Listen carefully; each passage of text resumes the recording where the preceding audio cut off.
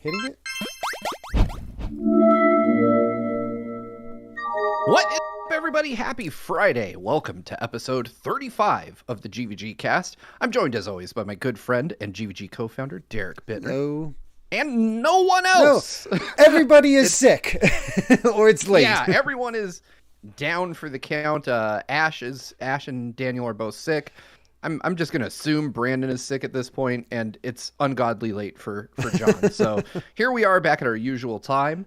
Thank you guys for hanging out with us. It's been a good week. It's been like an eventful week, I think.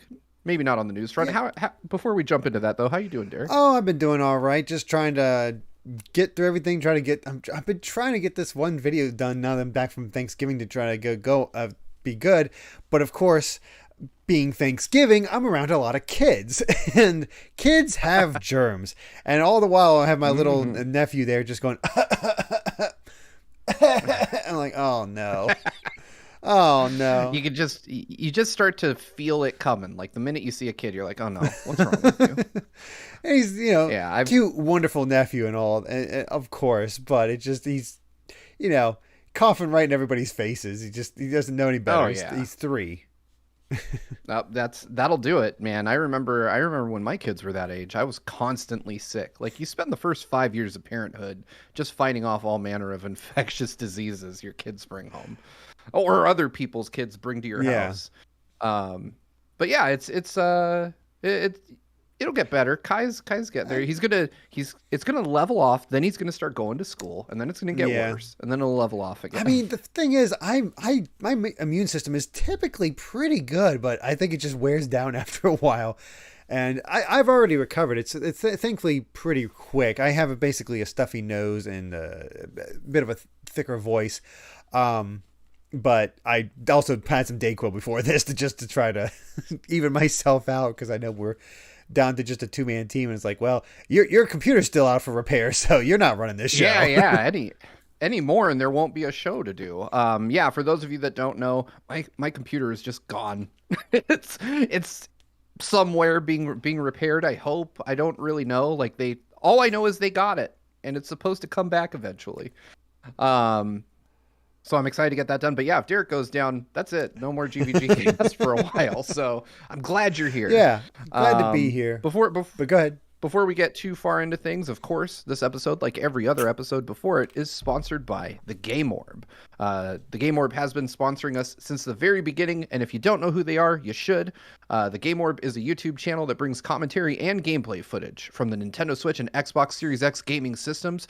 While games like Pokemon Let's Go Pikachu can be seen on the channel along with others, the Game Orb will also now be adding Splatoon 3, Super Mario Sunshine, and Fall Guys to the gaming collection, so be sure to subscribe to the Game Orb at the link in the description if you're watching this after the fact. If you're here live with us, it's pinned to the top of the YouTube chat. Please go check him out, give him some love. He's certainly been showing us love for a long time, and we appreciate it. Thank you so much. And yeah, I actually am going to play Fall Guys with the Game Orb very soon. I need to schedule that. Yeah, if you don't know. Yeah, go ahead. Please. Go ahead. I was going to say, I am going to be playing Splatoon 3 with them soon. I've been trying to recover from being sick, and then we can get the hell thing scheduled. Yeah. So if you don't know, you can choose to play games with a GVG co-founder of your choice each and every month. Head over to patreon.com/GVGaming to find out more about that. With that out of the way, we do have a ton of super chats built up, so let's go ahead and talk about some of those, and then let's just kind of move the show along, shall we? Our first super chat of the evening comes from Disney Duncan with $10. Thank you so much. Who writes, GVG, what are your most anticipated games of next year? Mine are Fire Emblem Engage, Forspoken, RE4 Remake, FF16, FF7 Rebirth, Jedi Survivor, Spider-Man 2, and Tears of the Kingdom. I don't think you left anything for us to say. Like, you just sort of nailed it. Yeah, you got it. That's my list. I'm trying to think of any others that you might have missed in there. Theater Rhythm. Theater Rhythm's in there. Oh yeah, that was Ash we would be remiss if we didn't mention that for Ash's sake. But yeah, I think that's the whole list. For me, the top 2 on there are Tears of the Kingdom. Obviously, that comes out on May 12th, just a month after the Mario movie, and Spider-Man 2. I platinumed Spider-Man 1 over the Thanksgiving holiday, and so I'm ready now. So that's perfect. But thank you. Yeah. Disney Duncan keeps the train rolling with another $5 super chat. Says, what was the worst game of the year for you? Mine isn't a new game, rather a collection of games. It's the Kingdom Hearts Cloud Collection. And that, I wouldn't put that in the worst. It's just unfortunate. It's definitely high on the disappointment scale for me. But it's not the worst. And I have a hard time because my time is at a premium this year. And so I've only played games that I really enjoy. Exactly. That's where I'm at. I don't know that I've played a bad game. Well, go ahead. Gotham Knights. I played that. Why did you do that? Microsoft sent me a code just to check it out. They were like, "Hey, do you want to see Gotham Knights on the Xbox?" And I'm very appreciative, but I played like 20 minutes and I was out. That's all it took. It was not my favorite. Not a knock on the Xbox. The Xbox runs the game the way it's meant to be run. It's just not a fun game. Yeah, I have to go through and look at my games I played. I've not played a ton of games this year, so kids will do that. Young kids will do that. Yes, indeed. So there's that whole thing, but I can't think of any off the top of my head. I generally keep them pretty positive because I want to play good things with my free time. Exactly. Free time is so hard to come by. Following that up, Disney Duncan kept going with another $5. Thank you so much. You're incredibly generous. Yeah. Says, who's excited for the 5th and 6th Avengers movies? I am super excited for them. Me too. Secret Wars is the 6th one, I think. Keep me honest here, chat.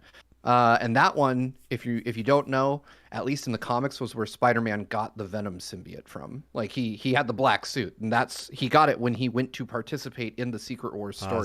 So we're gonna have Venom from the Fox movie, the Sony movie show up finally.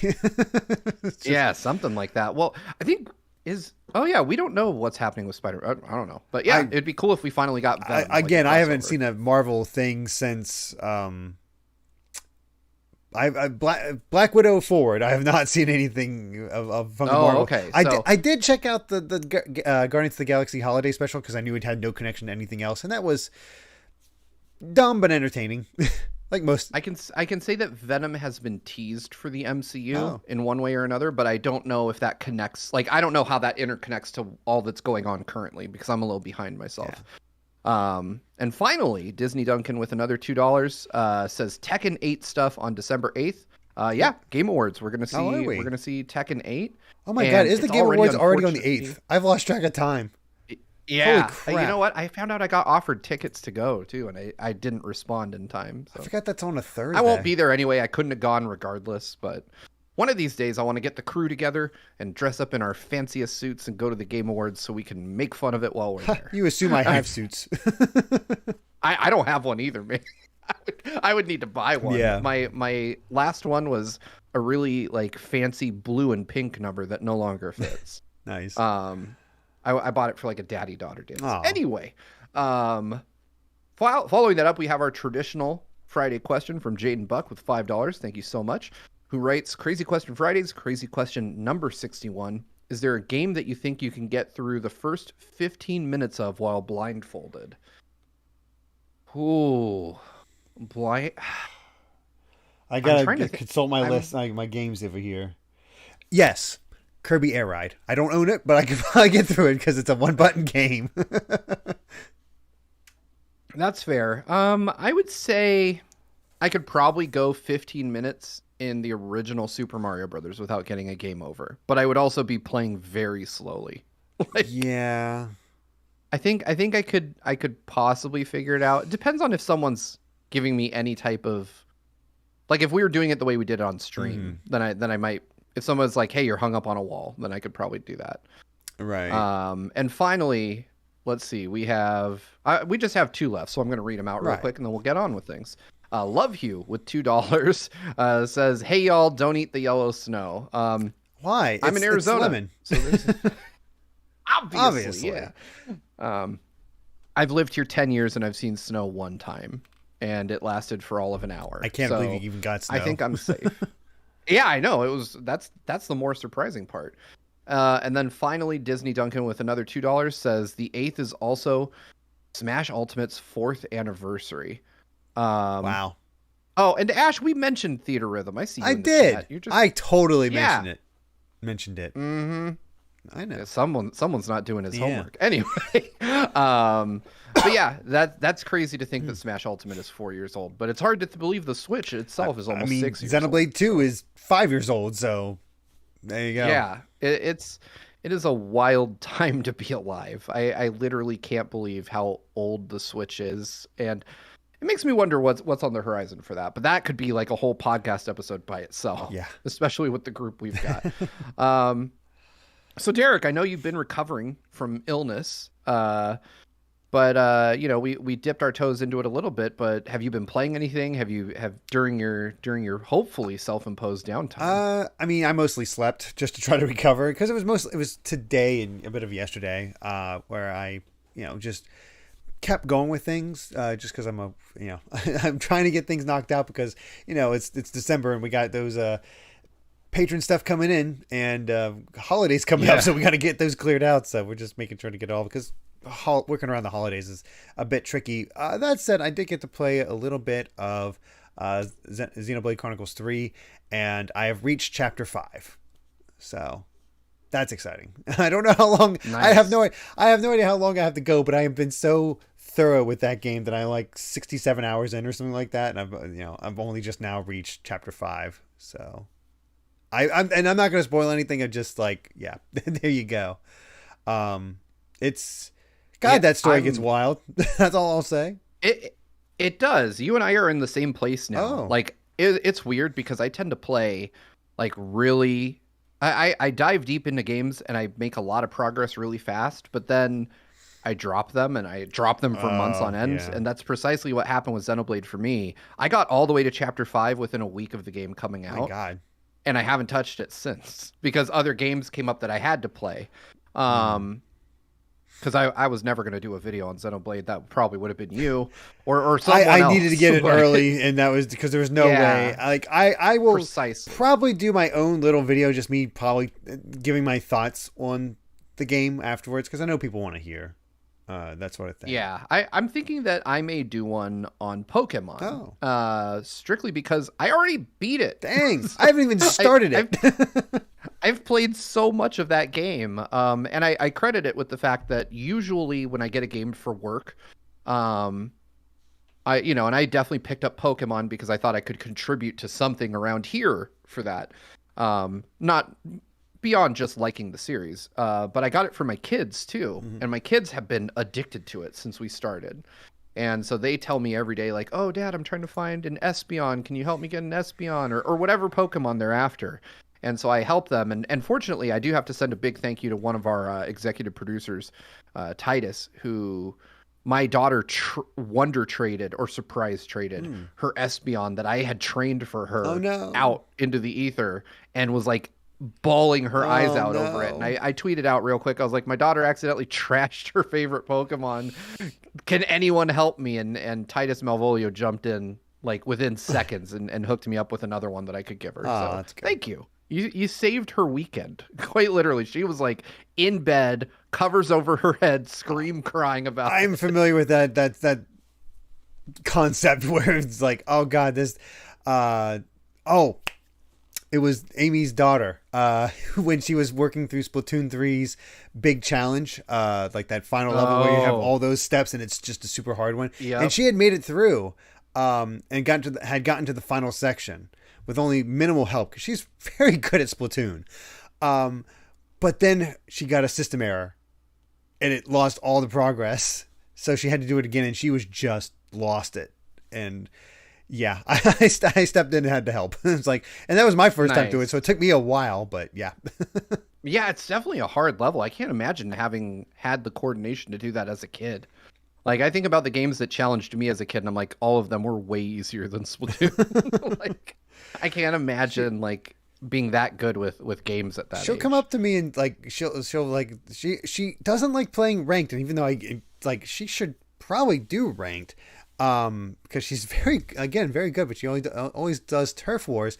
And then she'll tell me, it's like, I got 14 kills and no deaths. I got 19 kills and no deaths. I'm like, oh my God, girl! Like, get into ranked. I think you'll do fine. But she just prefers turf wars. That's way better than I never do that well. My God.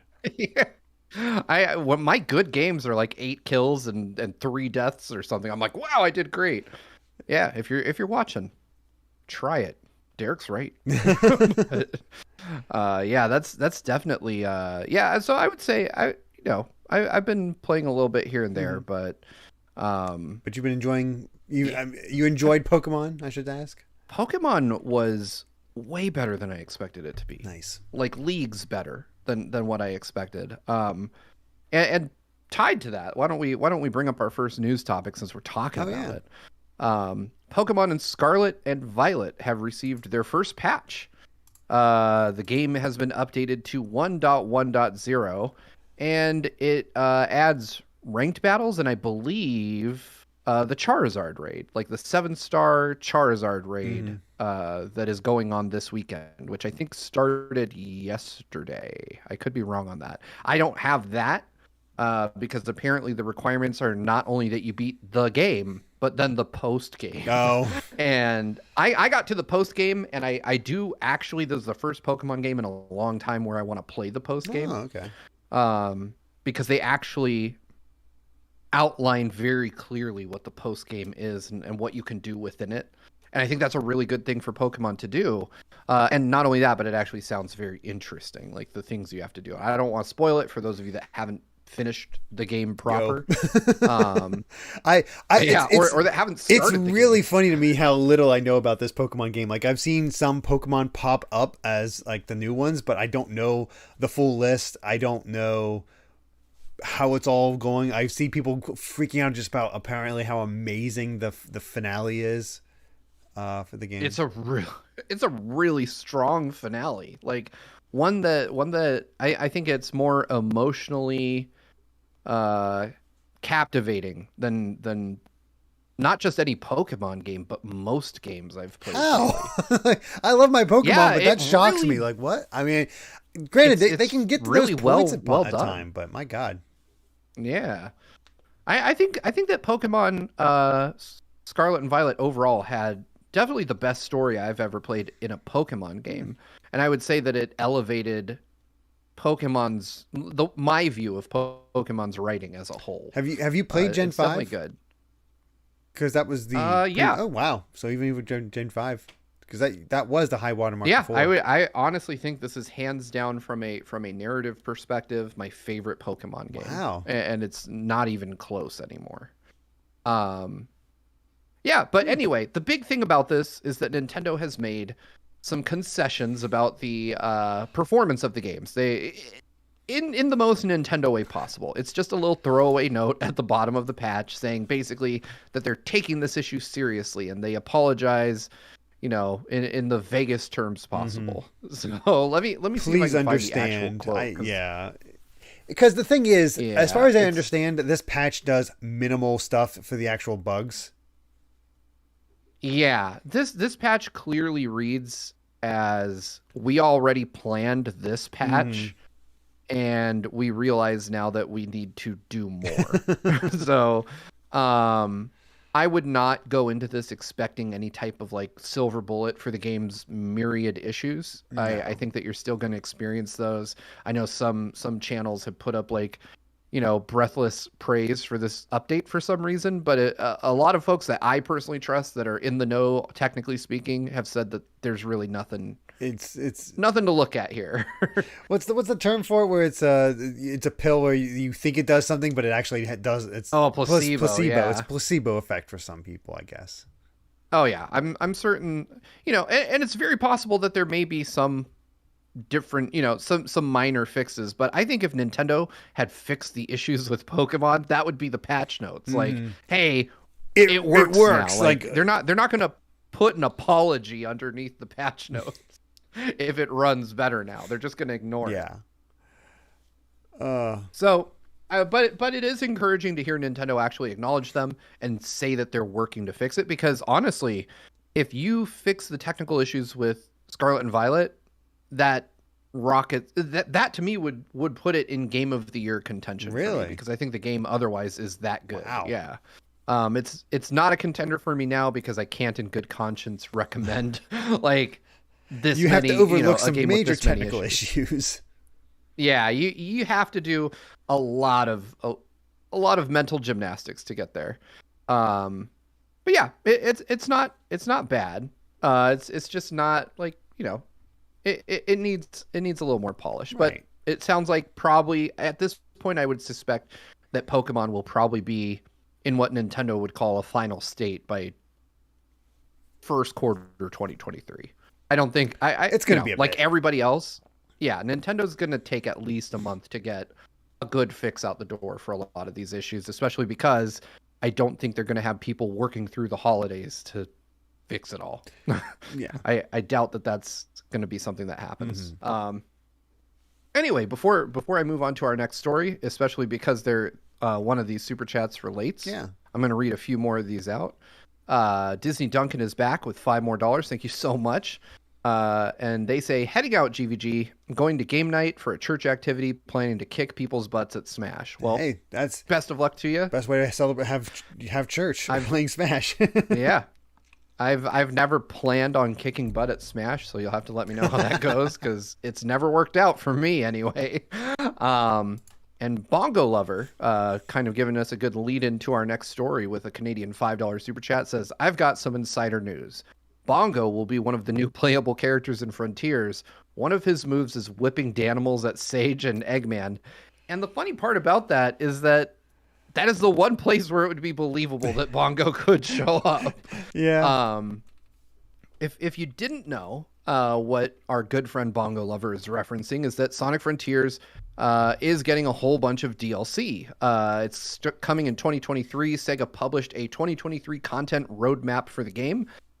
In Update 1, we're getting a jukebox, a photo mode, and new challenge modes, which I'm a little excited about because they actually show Supersonic in the thumbnail, I guess, for the challenge modes, which I'm going to assume is like a boss rush or something like that. I guess. Still cool to see them do more with Supersonic. Mm-hmm. And for Update 2, and this should give kind of like a timeline so that you know how far apart these probably are. Update 2 contains Sonic's birthday, which is June 23rd. So there's going to be a sizable amount of time between these, I think. Yeah. And then you have the Open Zone Challenge, and you have New Coco, which...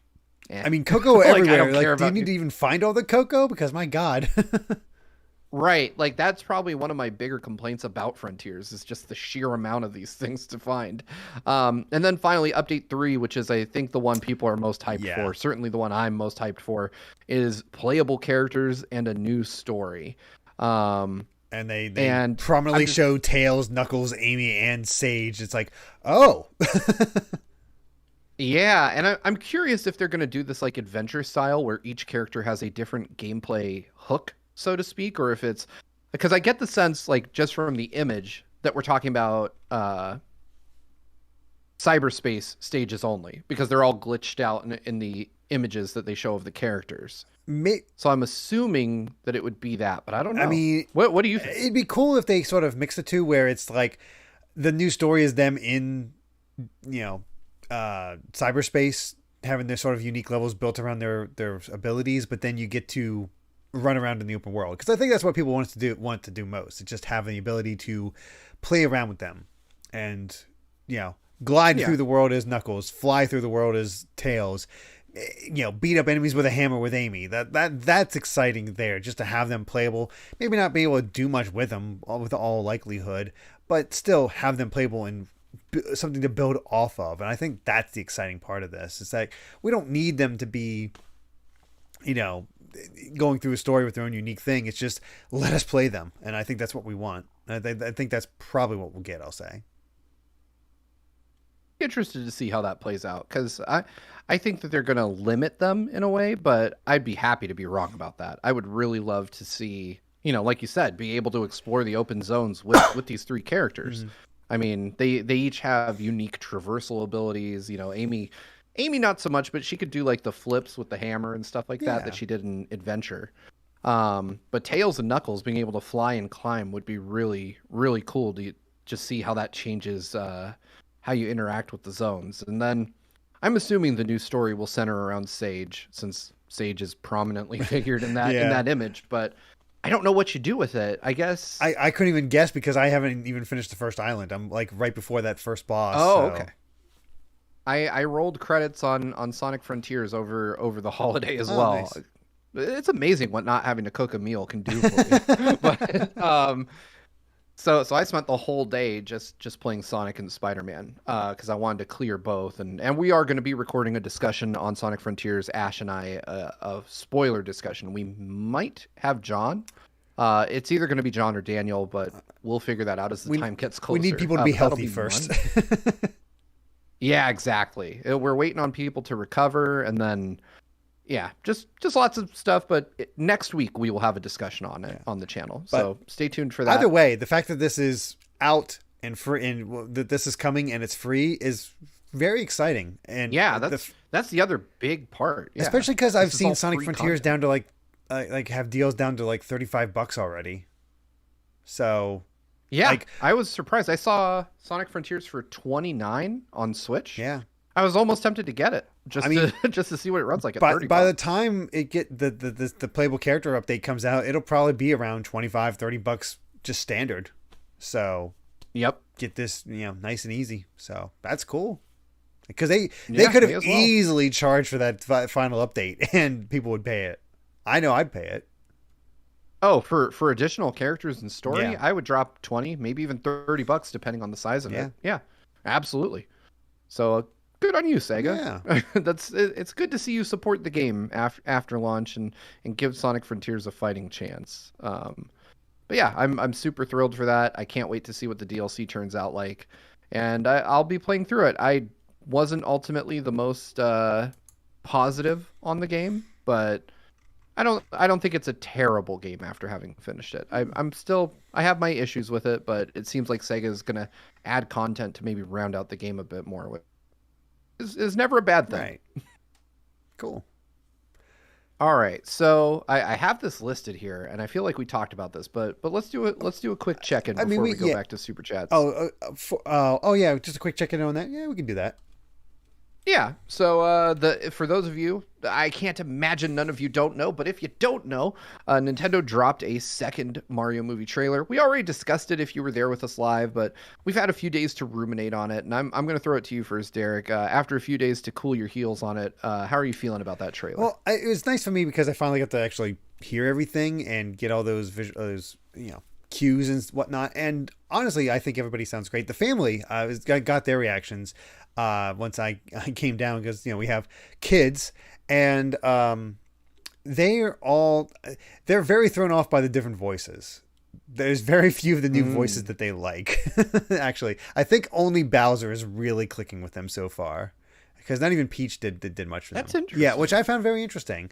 They didn't really enjoy Peach. I think they're okay with Luigi, but I did find that kind of interesting for kids that are actually into Mario. How they felt about that, or maybe they just don't like change. I don't know. It could be a very case by case basis for kids. It very likely is. But upon hearing it again, everybody sounds pretty great, and I want to see it. I don't know if it'll be an amazing movie, but it should be just fun from the whole Mario standpoint.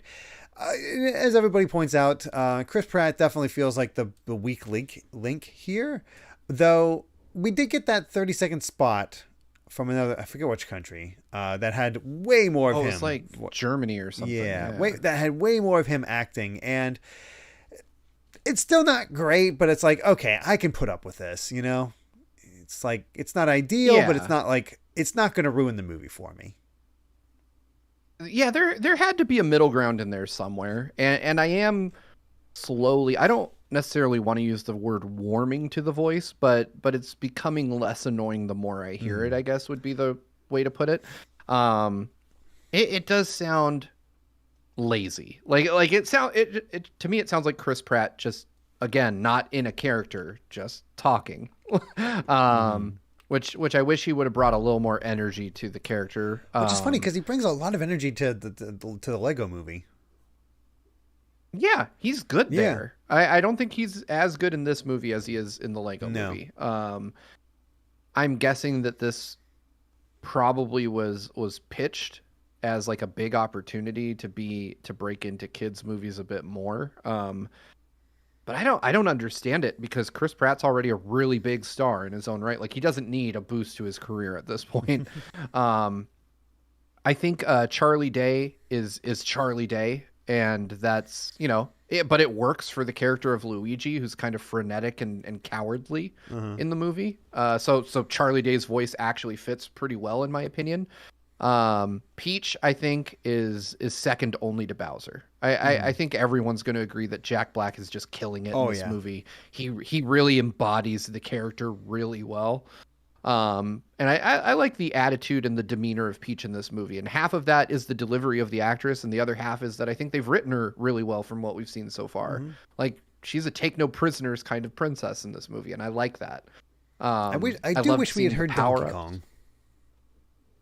Yeah. I'm really like wondering why they're hiding Donkey Kong's voice, especially when they build such a big name actor like Seth Rogen. They had him introduce it that Donkey Kong was going to be there, and then he didn't talk. Yeah, that to me was it's like they're holding out, which means it's either really great or really bad. I don't know which it is. I mean, but I refuse to believe that Seth Rogen won't be funny as Donkey Kong. Yeah, I have to imagine that Rogen's voice, I can see him sounding like an ape. That's unbelievable. I could definitely see him fit in the character really well. And I think it's going to be funny, like with, and I do love the fact that, especially after Chris Pratt, like when he first appeared on a direct and he sounded so just like he forgot he was even doing that today, where Seth Rogen has a dog named Zelda and it's clear like he loves Nintendo. I was like, that's really cool to see from someone who's in the movie, So I think he's going to do a good job. I'm generally a fan of Seth Rogen in general. I think he's pretty funny. So I think he'll fit the voice pretty well too. Like his kind of stoner laugh feels like it could be adapted to DK. Yeah, that sounds like an ape grunt. Yeah, but I mean, all in all, I would say, and this my mind hasn't really changed since we saw this trailer earlier in the week. My opinions are still kind of in the place they were back then. I'm super hyped to see the movie. I'm definitely going to be there day one, to go watch it and then talk about it here. And I anticipate that despite what I feel like will be kind of a lackluster performance from Chris Pratt as Mario, I think the movie overall will be good. Yeah, I think so. We're probably in for about 2 more trailers, maybe 3. Because we still have until April. Like, I was shocked to get another trailer this soon. So same. It seemed a little early, but I'm not complaining. I don't think the movie's going to win any awards, but I think it is going to do fairly well. It should. I think so. I think Sonic kind of primed people for it. It's like, okay, Sonic worked out. Let's see Mario. Absolutely. And speaking of awards, we have a £2 super chat from Alan Wilkinson, who says, if you guys could host a TGA award, which one would you host? Best narrative. That's a good question. Yeah, that's a good one. I like my stories. I feel like if I were going to present an award, and it's hard because I don't have like a feeling of self-importance, so I wouldn't want to give out Game of the Year because no one would be like, I remember that time Steve Bowling gave me Game of the Year. I guess I'd want to host like best soundtrack just because I like meeting people who make really awesome video game music. And also to represent our boy Ash because I know that's the one he would represent. He totally grabbed that one. Yeah. Maybe I'd just do Game of the Year. Screw it. There you go. At least, do I get to decide then? I don't think that works that way. Yeah, I don't think Although so. you could throw people off and just read the wrong name and then you're like, I gotcha. Chaos. Game of the Year is Animal Crossing. I don't care that it's 2022. All right. Thank you so much, Alan. CatPerson5 with a $4.99 super chat just for Derek says, hey, Derek, I found the holiday edition of Bean Boozled Jelly Bellies yesterday. Oh, boy. Yep. Let's see. Go ahead. I'm going to bring those up. So let's see what. Oh, yeah. No worries. We'll see what kind of flavors we're working with. I will regale y'all with a story of an upcoming holiday prank because I know my mom's not watching. So for Christmas, I'm going back to my mom's house this year. I'll be there for the last 2 weeks of the year, and I have already ordered and shipped to her a holiday candle with the instructions that she is to burn it when I am home. And the reason I did that is because it is a pine tree candle. And it's only a pine tree candle for the first 2 hours you burn it. No. And after that, it smells like fart. So Oh I'm my going to put on a God. movie and light the candle and just wait for everyone to start asking who farted. That's amazing. I'm Merry I'm Christmas. actually I'm very disappointed by this. I looked at the Bean Boozled and they have holiday Bean Boozled and it's like naughty or nice and it's weird and wild flavors, but it's the exact same flavors as the standard edition. They don't have any. Oh, Yeah, what? there's no holiday themed ones. It's like, why is there? How come there's no like coal or reindeer poop or something like that? I don't know. Yeah. Come I on. mean, not that I'd want one that tastes like actual reindeer poop, but I agree with the point made. Yeah, that's a bit Well, sad, honestly. that is. They should have some holiday themed flavors. But thank you, Cap Yes, Person. thank you. Uh, Following that up, we have Tommy Dianoth's Archives with a Canadian $10 super chat who says, "So glad Nintendo put out a new Mario movie trailer sooner rather than later. I don't want to slog through another awful rigged Game Awards just for one trailer. Screw TGA and screw The Last of Us." That's some feelings. I made you upset last time, Tommy, by talking about hanging out with Neil Druckmann. So I know you're on record as not enjoying The Last of Us. The Game Awards, I think, is one of those things that if you don't take it too seriously, it can be a good time. And we definitely won't. We certainly don't take it very seriously here. And the world premiere drink counter will be making a return this year. So, assuming my computer comes back in time, I guess I'm pointing at the hole. I hope so. Yeah. I love that Amy in the live chat is saying, asking me not to get a candle like that for her. Oh, Amy, I'm sending him the link tonight. Amy, I would do that to my sisters, not you. Yeah. You send that to someone you don't have to sleep next to every night. Well, I'm sending it to my mom. All right. Following that up, thank you, Tommy, by the way, for the super chat. Z Media with $4.99 says, "It's a shame there's no best original song category for the Game Awards because Sonic Frontiers' One Way Dream might just be an all-timer for the series." You know what? I actually lamented the fact that it's not nominated for best soundtrack. I think that It does there's seem like an a missed argument to be made opportunity. for that. Yeah. What can you do, though? I agree that the Game Awards, I agree with Tommy Dianoth that the Game Awards sometimes overlooks games that seem like they deserve a nod. Yeah. Let's put it that way. But you should watch with us. We'll probably be talking about shoes. Anyway, finally, I'm going to do two more, and then we will move on to our Patreon topics. If you don't know, you can submit topics for us to read. We do have one more bit of news that I'm curious about your thoughts on. Oh, you're right. You're right. We'll do one more news story, and then we've got the rest to discuss. But anyway, Disney Duncan is back. Welcome back. I hope you did well at Smash, or I hope you're doing well at Smash. With $2 says, "Next Pokemon, give us a difficulty select." Yeah, I would argue that they kind of did that with this one in a weird roundabout game freakish kind of way. Yeah. You just do the gyms in whatever order you want. You'll end up with some tough battles. I think the difficulty is like you leveling up too quick and you don't have control of the Pokemon, and that's when it gets tricky. Oh yeah, my kids are facing that right now. They have a couple level 40 Pokemon, and they only have a level 35 badge. Oh no! Gotta find that next they gym. Definitely, yeah, they need to like scramble over there before they lose control of their whole party. And finally, Blah6 with $2 says, "Amy Rose playable, inject directly into my veins," which, yeah, I'm excited for that. I'm definitely excited for that. All right. We'll read out the rest of the super chats towards the later part of the show. We do have one final news story from Kotaku, and this is about Final Fantasy XVI. Apparently, it has been rated mature for sex scenes and hate crimes. Not just that. The listing we have here is sex scenes that are not fully shown, intentional deaths. I don't know what the heck that means. I guess just killing people, which seems like most games. Torture scenes depicting suffering victims, drug use, prostitution, sexual content that is shown and discussed, and hate crimes. What in the hell is happening in this game? Yeah. My God. This is like, I know trying things to give get kind of GTA a dark run in for Final its Fantasy money. XIV, but I think this is Yoshida Unleashed. Or not you, yeah. Final Fantasy Unleashed, basically. Yeah, Yoshi P is drunk. That's a good way to put it. My God. Yeah.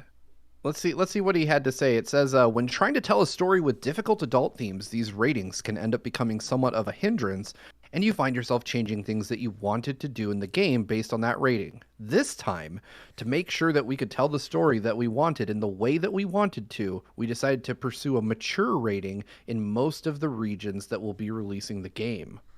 Holy shit. Yeah. Like, I mean, with the addition of hate crimes, maybe it's a good thing they don't have any black people in this. Yeah. Whew. This is an interesting it definitely makes me want to peek inside the world of this game and figure out just exactly what the hell we're going to run into. I am so curious about this. Yeah, because I mean we've gotten lots of mature topics in Final Fantasy, and certainly like implied sexual stuff, like Now, to be clear though, this isn't the rating for the U.S. officially yet. This is just Brazil. So it could be different. Right. Americans are a little weird in that way, but I honestly would be shocked if we got an M-rated Final Fantasy. That's just kind of crazy to me. Yeah, I feel like, I don't know, maybe there's got to be some data about like how games sell based on ratings and what demographic you want to go for. I feel like this is going to be rated M, because didn't we see like a kid get slaughtered in the last trailer? I don't think he got slaughtered. He just got blood splattered on his face from somebody getting killed. Oh, in front that's of him. right. Yeah. Someone else got killed in front of a kid, and the kid got, yeah. I don't know that you open with a trailer like that if you're not gunning for an M rating in the US.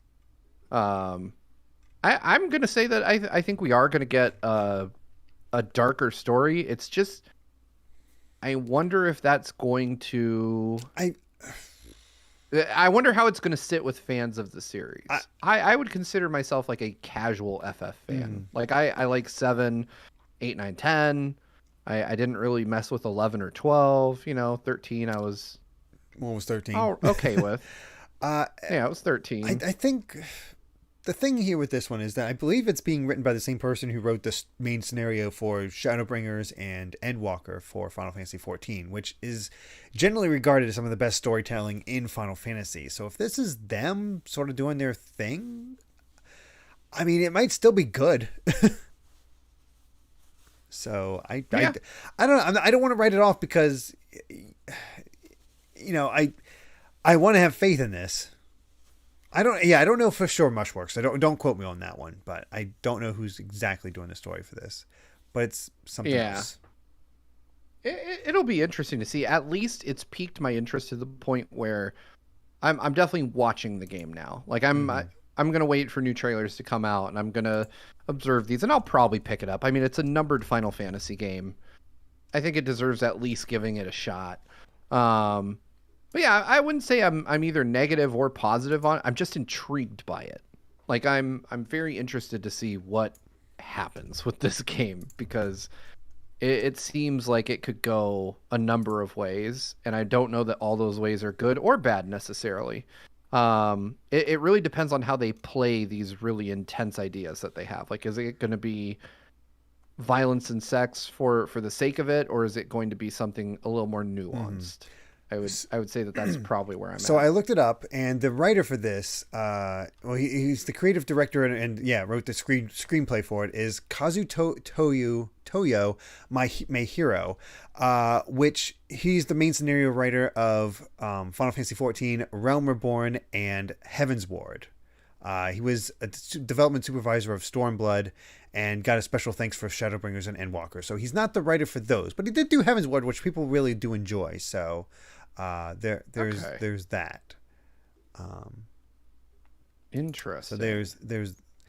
So there you go for the writing credits for this guy. Not bad. I mean, I would be surprised if the story wasn't good. I think Final Fantasy by and large has, pretty strong narrative chops. I'm just curious to see if this, you can always make these types of things like violence and drugs and sex feel tacked on. So I'm curious if that's what we're going to get, or if we're going to get something that's a bit more nuanced. But time will tell. We will see. Time will certainly tell. I'm excited either way. With that, though, that's the end of our news. But we do have Patreon topics to discuss. And if you don't know, you can head over to patreon.com/GVGaming, where at our producer tier and above, you get to submit topics for us to respond to each and every week at GVGCast. And with that in mind, Derek, why don't you go ahead and take us in with your topic? All right, mine comes from Corin Flakes, who says, anime manga series that could be given an Insomniac Spider-Man level of production, visuals still vary, and can be a gem. For their example, an answer, they would suggest JoJo's Bizarre Adventure, which, hey, the new episodes dropped today, and has a lot of stand abilities that make them think, hey, you can make a whole game mechanic based on this, such as Josuke Crazy Diamond's reversed entropy mechanic, Seko Oasis's earth swimming mechanic, and Hermes Kisses duplicating with stickers mechanic. I know John likes JoJo's, which I don't know about that. I don't think of John as being a anime watcher. And the funny thing is I picked this, but then we got into the the whole thing right off the bat. Honestly, I mean, we get One Piece stuff. We've gotten Bleach games. We've gotten Dragon Ball games. We've gotten Naruto games. We've gotten so many of those. But I have not watched it myself. But I don't think we've ever gotten any Hunter x Hunter games. And I know people love Hunter x Hunter. Ooh. And to have that world, and I remember reading at least a little bit of it in the beginning, and it's definitely intriguing. I think that has a lot of potential for at least an interesting world to explore, have an adventure in. The kid is strong. You have these set goals that he has to go for, and things that come out with which some other interesting characters. And yeah, I'd love to watch the 2011 reboot. I heard that, hey, we got new chapters coming out here for this as well. Yep. So yeah, I think Hunter x Hunter honestly has a lot of potential for where it's at, even though I've not watched it at all. And to get that same level of production and still be a gem, like, you could make it probably look pretty legit. Yeah, I think that's a really good call. I was torn between two, and the reason why I was thinking of these two is because when you put Spider-Man in my ear, I think of traversal, because one of the strongest components of Spider-Man is how good it feels to get around New York.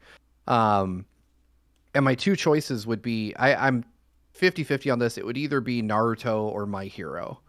And the reason why is, I mean, both of them have some of my favorite, like, it feels like if you could nail traversal the way they do it in those mangas or animes, that game would feel amazing to play. Like, if you could do all the cool tricks that Naruto and everybody does, like running up walls, flipping off tree branches, stuff like that, that would feel really fun to play. Or even just like Deku being able to use One for All and jump like, thousands of feet in the air, and later on in the manga, as his power, as he matures into his powers, being able to use even more really cool traversal skills that I won't spoil if you haven't gotten that far. It would be really, really cool to see that. Not to mention all the other characters and the really cool quirks that they have. So I would do either one of those. I think it'd be really fun to be in kind of an open sandbox and be able to just travel at ridiculous speeds. But I mean, they seem not to have cracked that for regular American superhero games by and large so far, so who knows, but yeah. It would be cool to see Insomniac take a crack at another super powered group of folks. Just to toss out another one, because Amy and I have been watching through it, and it's so strange we haven't gotten any kind of game or thing recently for it. Sailor Moon, make a modern Sailor Moon game. Yeah, I mean, they made a bunch of beat 'em ups based on each season, so why not give Sailor Moon a interesting fighting game or adventure game or RPG game? Like, there's a lot of potential there, and I don't know. I would love to see a Sailor Moon Musou game, like just have her fighting hordes of monsters, throwing her tiara out and like mowing down a bunch of enemies. But great question, Cornflakes. Thank you so much for that. My topic this week comes from Dr. Ryan, who says, "What Pokemon would you choose to have as an everyday companion, and why?" And that one's easy for me. Snorlax all day long. Like, he would eat you out of house and home. I didn't say I'd feed him. He's just like a homie, right? Like, he hangs out. He needs to occasionally pull his considerable weight, but I would just sleep on him. Like, somebody who always wants to hang out and chill, Snorlax would be amazing. All I'd have to do is train him to play video games with me, and I'm set. I'm trying to think. It would be like, do I go useful or just cute? Because my favorite is Squirtle, so it's like, I'd be down with just hanging out with Squirtle all the time, and he could go water the plants or whatever, or wash things off. He could power wash my house if I need it, Nice. or something like that. I'm like going through my Rolodex of Pokemon that would be pretty cool to have, and trying not to think of bad effects from those, because Pokemon are very, very odd in that way. Yeah, I don't know. I'd probably stick with Squirtle just because cute, adorable. I like turtles, and it has some use to them there and there, here and there. Yeah, that's a good one. I never thought about the usefulness of them as like helping me out, but I guess that is kind of the whole point of Pokemon, huh? Yeah, I have heard that people love. It seems like the star Pokemon, like the standout Pokemon from this gen, is Tinkatek or something like that. The one with the one with the Tinkatink or yeah, something. the one with the giant hammer. People love that Pokemon. She's really cute. I'll give them that. I caught one. I had just seen it and I was like, oh my god, that thing's adorable, and I caught it to give to my kids, and I was like, wait, I kind of want it for myself. I hear it is amazing. It's a kind of an amazing Pokemon. So yeah, I haven't used it. I mean, that's my problem with Pokemon is I catch like tons of Pokemon, but I stick with like the first 8 that I get so like my party is like the original ones that I caught. So my whole thing is catch, evolve, get to the next set just so I fill out the Pokedex, and as soon as they're fully evolved, move on to the next one, while picking and choosing which ones are I want on my team. That makes sense. That's probably what I should do. But, all right. Well, that brings us to the end of our Patreon topics. Thank you guys so much for submitting those. Again, patreon.com/GVGaming if you want to find out how you can submit a topic for us to read out and respond to on GVGcast each and every week. But we do have several more super chats, so let's go ahead and... Yeah, y'all have been very generous for a 2-person show. We appreciate that.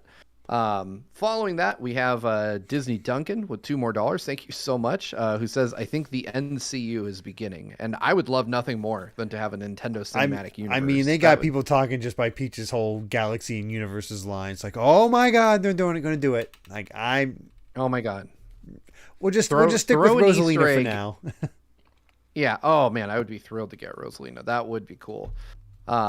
Julian Hobbs with $5, and thank you, Disney Duncan, again so much for your generosity, not just during that super chat but all of them throughout the show.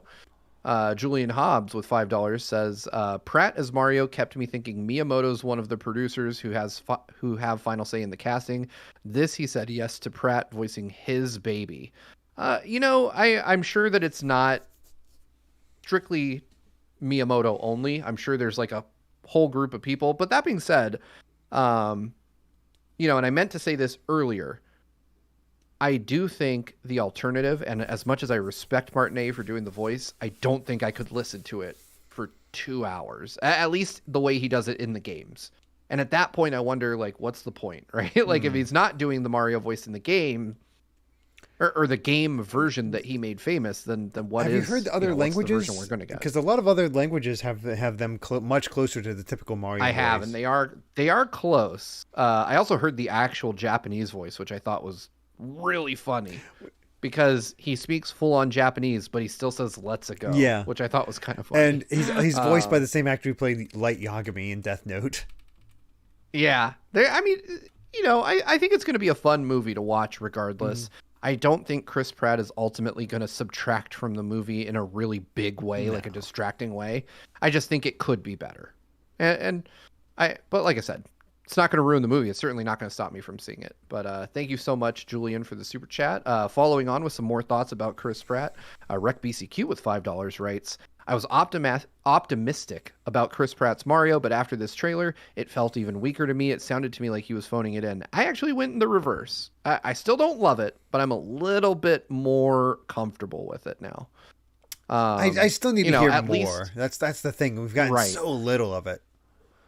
But I will say, hearing him actually do like a Wahoo and stuff like that, I will say the Let's A Go bugged me, but like the little like shouts of joy during the Mario Kart segment of the trailer, I thought he did okay. I honestly want to hear him during the real world segment. I think that'll sort of set the tone for me, like what he's like. Precisely. Yeah, I agree with that.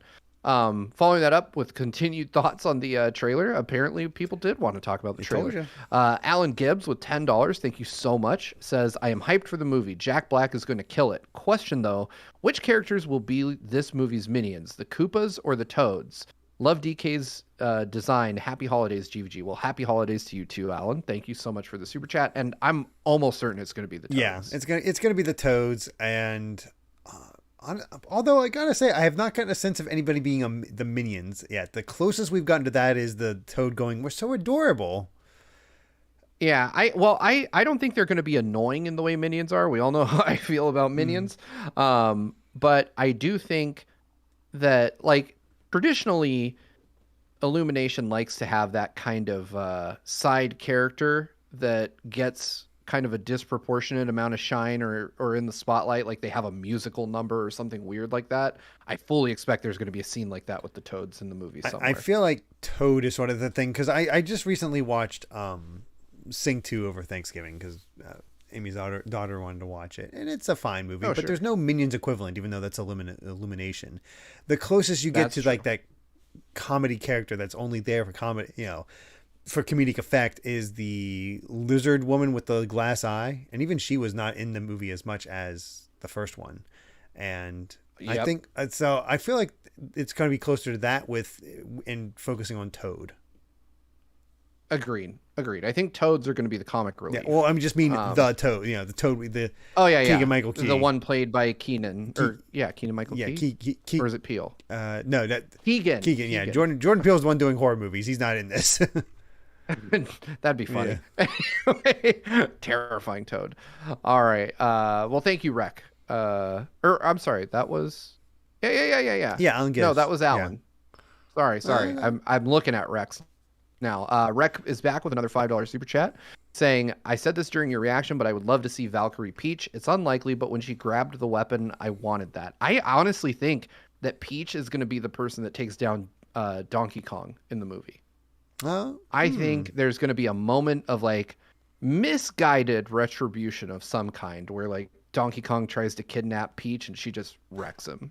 I think they're going to have her be the one that takes out DK and Mario is going to take out Bowser. Because they have to give Peach like a badass moment in the movie somewhere. They're clearly gearing her up for that. I think her badass moment is that she's the one that takes down Donkey Kong instead of getting kidnapped. But I think Bowser sidelines her somehow, and then Mario has to finish the job. Right. Maybe. I mean, we'll see. We'll see. Yeah, I don't know on this one. We're 5 months out. Yeah. Anything, or 4 months out technically, but anything could happen. Thank you so much though, Rec, for the super chats. Brandon Bovia, who, if you don't know, is on a very special podcast with our good friend Derek here. Do you want to? I'm just gonna go ahead, plug the podcast. Brandon and I have been talking each week about 5 chapters worth of One Piece, One Piece at a time.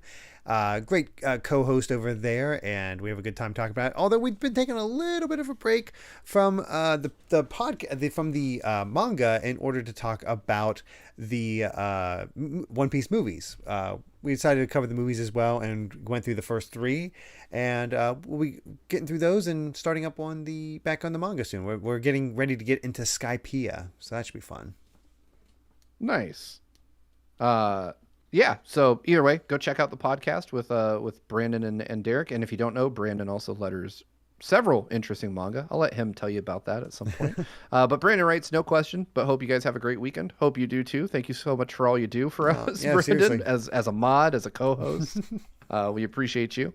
Following that up, Affleck McQuack with $5 says, when it comes to the Mario movie, I feel like everyone overlooks Keegan-Michael Key as Toad. We don't. Yeah. We just talked about him. Yeah, exactly. I enjoy him because, he does. I can't tell it's him. He has a good voice for it. Yeah.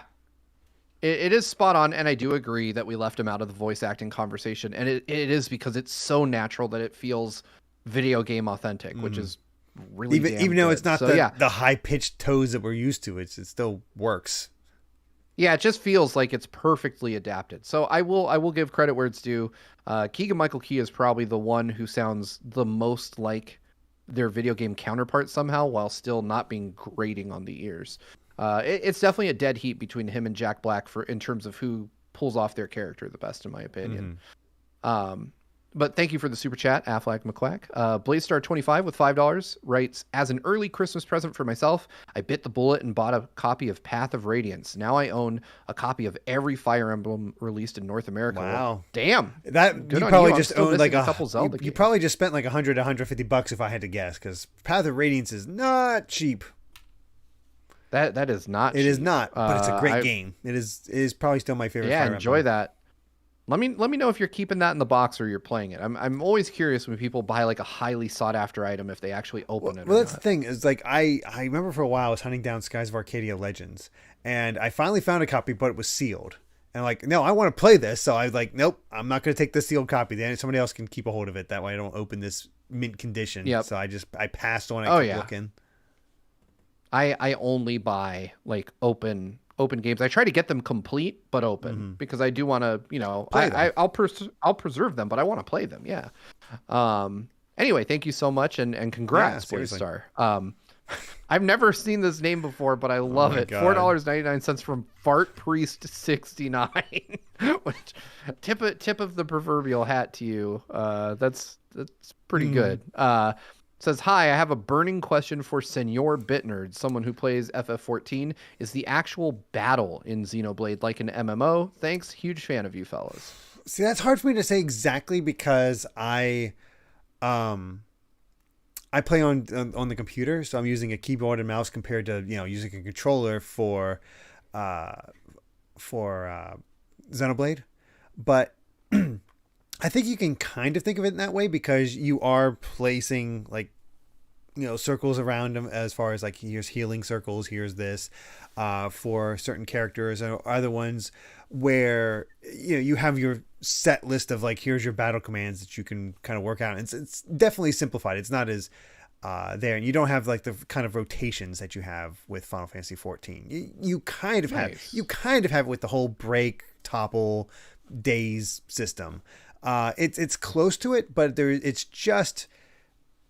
simplified in a way that doesn't make it seem like an MMO. But you can see where you can expand upon it to just make it an MMO if you wanted it to. But they keep it simplified enough, which is funny to say about a Xenoblade battle system.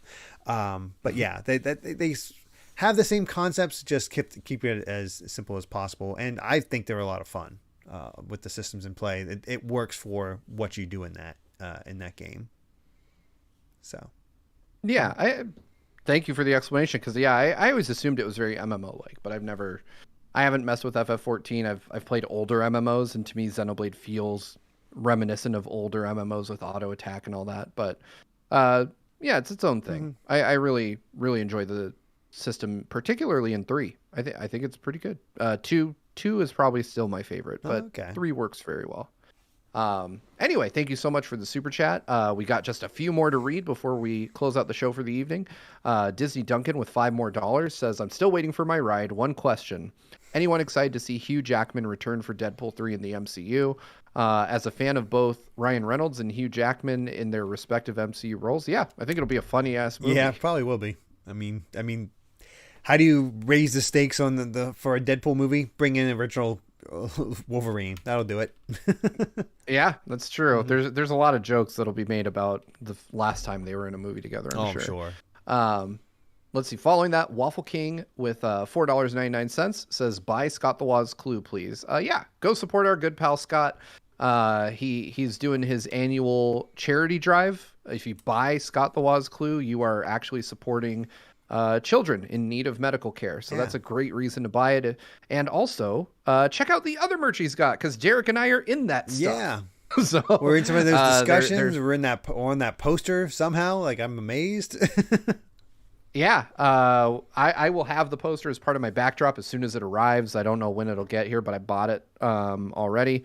So I'm putting that up. And there's also trading cards that Scott is selling, and Derek and I are both on those too. So you're supporting GVG and Scott and charity. There's a lot of support. Hard to do better than that. Yeah.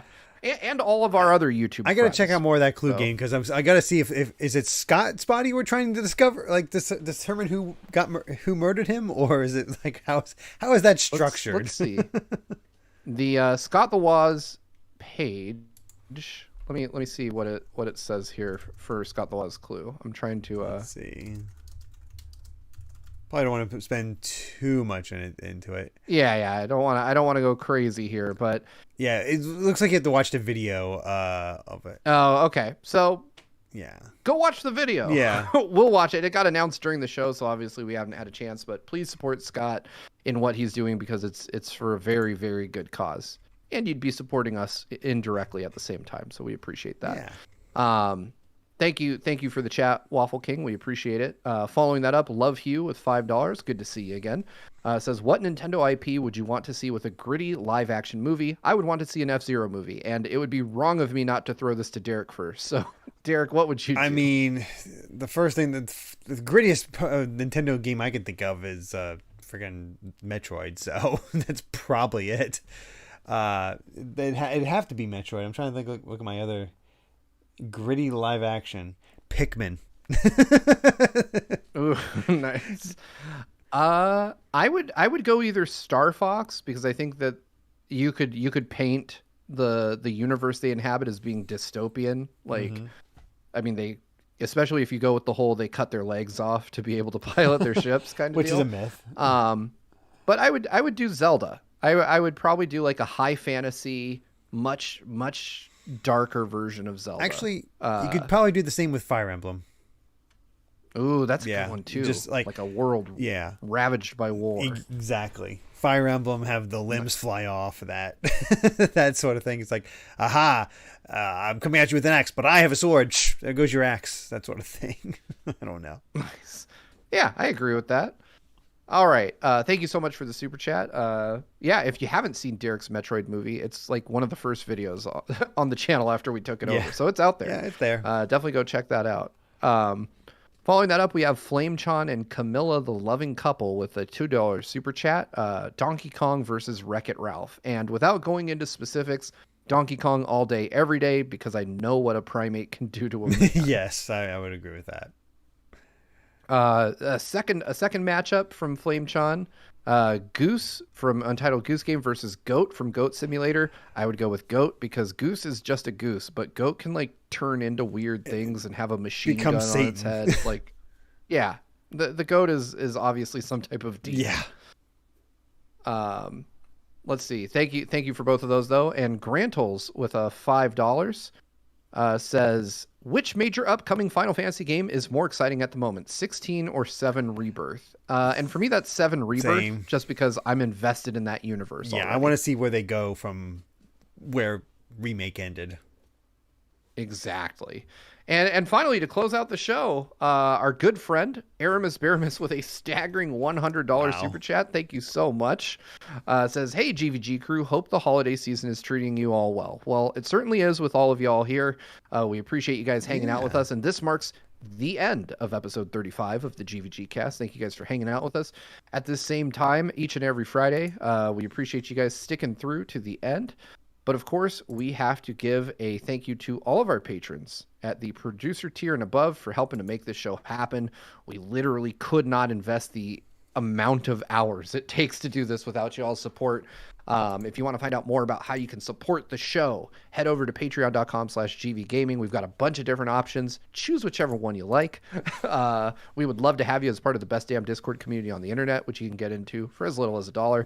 But before we exit, speaking of patrons, we have to give a special thank you to our patrons at the executive producer tier and above. And those fine folks include Brandon Bovia, Cutie Caitlin, Fangs, Z Patty, Just Brian, Sky Blue Flames, Eastman23, Adam O'Sullivan, Richard Herrera, Logan Daniel, The D-Pad, Vesmio, Waffle King, Critter XD, Kitty Kong Facts, Angel Martinez, Vidron Hotik, Blindman, Azran127, Black King, Pagrema, Geller, Joseph Rutkin, Titus Malvolio, Geeky Griffin, Lucky Wonderfish, Kyle, Wataniac, Top Dog 23100, Young Ben Kenobi, Doug Shomix, Andrew Medeiros, Brady Power, Darchi, Becca, Killamox, Eddie B, Michael McCaw, Matthew Wong, Goron Amber, CPHT,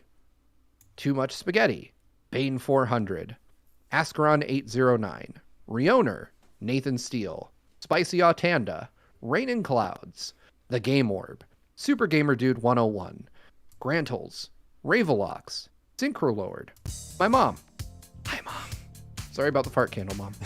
Mega Amster, Darksteel01, Jason Uloa, Jaden Buck, Cystic Warrior 29, DJ Jersic, Super Dank Awesome Unicorn Guy, Derek, not that one, the other one, Colin, Blaze 25, Mumbling Yeti, Cameron Sharp, Keel, Moon Knight, Brendan Hesse, Noah Fitterer, Calvin Atkinson, Brainchild, the entire state of Wisconsin, Jim Wakeland, Longboy Shiggy, Andy Mine P, Ad, Kyle the Monarch, Dat Alpha Lion, Lord Metarex, Kyle Gamer and Barry Rookie, Salad Dinner, Blaze Collard, Eric, Turbo, DGC, Cat Evie Person 5, Lady Maxillary, and last but not least, Dr. Ryan. Ooh. Thank you all so much for supporting the GVG cast. It's that time of night. We got to go. We've got places to be, people to see, and chicken. I also want to apologize that I forgot to hit the pet button, so we're going to squeeze in a few pets before we do our outro. I completely forgot to hit it, but hey, I ran it the entire stream last time because... No worries. Oh, well. But enjoy these pets. Enjoy the adorable cats and furry creatures. Exactly. I apologize. But everyone deserves a little cat and doggo joy in their lives. I have a doggo being delivered to me tonight. Good luck keeping your pets out of your Christmas trees. Yes. We will be talking more about cats, doggos, and everything in between during our patron exclusive post show. That will be occurring here in probably 5 minutes. If you don't know, head over to patreon.com/gvgaming. We do a live post show each and every Friday right after GVGcast. It goes about 20-25 minutes depending. But we appreciate all y'all hanging out, watching with us. We will be back next Friday for episode 36 of the GVG cast. Thank you guys so much for watching. Happy holidays. Have a great weekend. And until next week, good night and good vibes. Bye. Bye, everyone.